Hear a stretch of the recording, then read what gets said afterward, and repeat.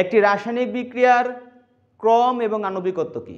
একটা রাসায়নিক বিক্রিয়ার ক্রম হচ্ছে ওই বিক্রিয়ায় যারা অংশগ্রহণ করছে তাদের যার ঘনমাত্রার উপর ওই বিক্রিয়াটির হার নির্ভর করে। অর্থাৎ একটা রাসায়নিক বিক্রিয়ার হার যে বিক্রিয়কের ঘনমাত্রার উপর নির্ভরশীল সেই বিক্রিয়কের মোল সংখ্যাই হচ্ছে ওই বিক্রিয়ার ক্রম। তো দেখো এই বিক্রিয়াটির ক্ষেত্রে একটু লক্ষ্য করো, এই রাসায়নিক বিক্রিয়াটিতে হাইড্রোজেন এবং ক্লোরিন গ্যাস বিক্রিয়া করে হাইড্রোজেন ক্লোরাইড তখনই তৈরি করবে যদি সূর্যালোকের উপস্থিতি থাকে। যদি সূর্যালোকের উপস্থিতি না থাকে তাহলে কিন্তু এই রাসায়নিক বিক্রিয়াটাই সম্পন্ন হবে না, অর্থাৎ উৎপাদই তৈরি হবে না। তাহলে যেহেতু উৎপাদই তৈরি হবে না তাহলে রাসায়নিক বিক্রিয়ার হার আর কীভাবে আসবে? তাহলে আমি যতই হাইড্রোজেন আর ক্লোরিন নিয়ে রাসায়নিক বিক্রিয়াটা করিয়ে হাইড্রোজেন ক্লোরাইড তৈরি করতে চাই না কেন, যদি সূর্যালোক না থাকে তাহলে বিক্রিয়াই সম্পন্ন হবে না। তাহলে এই বিক্রিয়াটির তখনই সম্পন্ন হবে যদি সূর্যালোক থাকে। তাহলে সূর্যালোকে এই রাসায়নিক বিক্রিয়াটির হার নির্ধারণ করে দিচ্ছে। ঠিক আছে?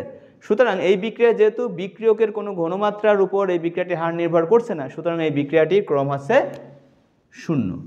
আর আণবিকত্বটা কি? আণবিকত্ব একটা রাসায়নিক বিক্রিয়ার সমতাকরণ করতে হবে।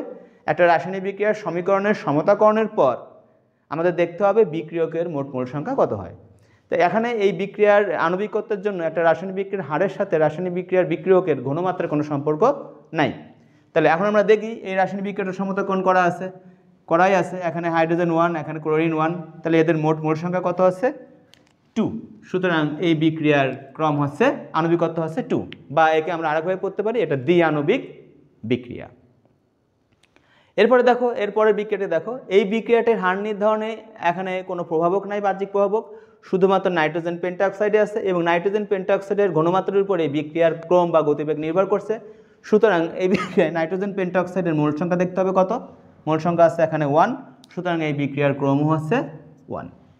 আর আণবিকত্ব কত? একই রকমভাবে আমরা দেখতে পাচ্ছি এটা সমতাকরণ করাই আছে।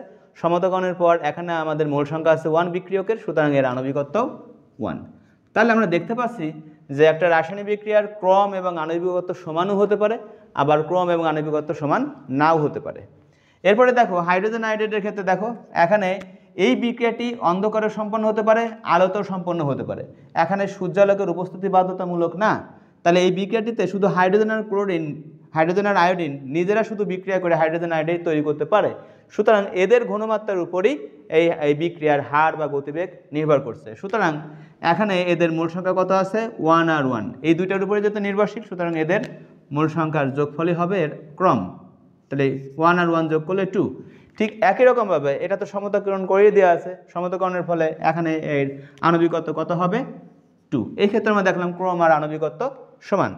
এরপরে দেখো ইথানল, বা আমরা বলতে পারি ইথাইল অ্যালডিহাইড, যাই হোক এই ইথানল ভেঙে যে দেখো মিথেন আর আছে কার্বন মনোক্সাইড তৈরি করছে। এই বিক্রিয়ার ক্ষেত্রে এই বিক্রিয়ায় এই মিথানলের ঘনমাত্রার উপর বিক্রিয়ার হারটা নির্ভর করছে। সুতরাং এর যে মোল সংখ্যাটা আছে কত? 2। সুতরাং এর ক্রম হবে 2। এর ক্রম হবে 2। আণবিকত্বের ক্ষেত্রে হিসাব করি, এর আণবিকত্ব দেখো এখানে সমতাকরণ করে দেওয়া আছে। সুতরাং এর যে আণবিকত্ব হবে সেটা হবে এর মোল সংখ্যায় কত?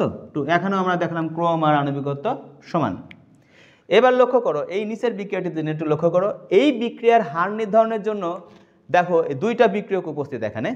এখানে অ্যাসিডের উপস্থিতিতে মিথাইল ইথানয়েড পানির সাথে বিক্রিয়া করে ইথানোয়িক অ্যাসিড আর মিথানল তৈরি করছে। এই বিক্রিয়াটিতে পানির পরিমাণের উপর বা পানির ঘনমাত্রার উপর এই বিক্রিয়ার হার কোনো ক্রমে নির্ভর করে না। এই বিক্রিয়ার হার নির্ভর করে শুধু মিথাইল ইথানয়েড নামক এই এস্টারটার ঘনমাত্রার উপর, যে কারণে এখানে হার নির্ধারণের জন্য এই বিক্রিয়কটা দায়ী। সুতরাং এই বিক্রিয়কের যে মোল সংখ্যা এখানে কত আছে? 1। সুতরাং এই বিক্রিয়াটির ক্রম হচ্ছে 1। কিন্তু আণবিকত্বের কথা হিসাব করে দেখো, যেহেতু সমতাকরণ করেই দেওয়া আছে, সেক্ষেত্রে আমরা দেখব বিক্রিয়কের মোট মোল সংখ্যা কত। তাহলে এখানে পানির মোল সংখ্যা আছে 1 আর এই এস্টারটির মোল সংখ্যা আছে 1। তাহলে 1 আর 1 যোগ করলে কত? 2।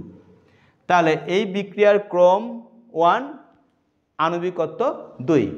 একটা বিশেষ কথা হলো, যদি এরকম কোনো বিক্রিয়া হয় যে বিক্রিয়ার ক্রম 1 কিন্তু আণবিকত্ব 2, সেই বিক্রিয়াকে বলা হয় ছদ্ম এক আণবিক বিক্রিয়া। তাহলে আমরা এটাকে বলতে পারি ছদ্ম এক আণবিক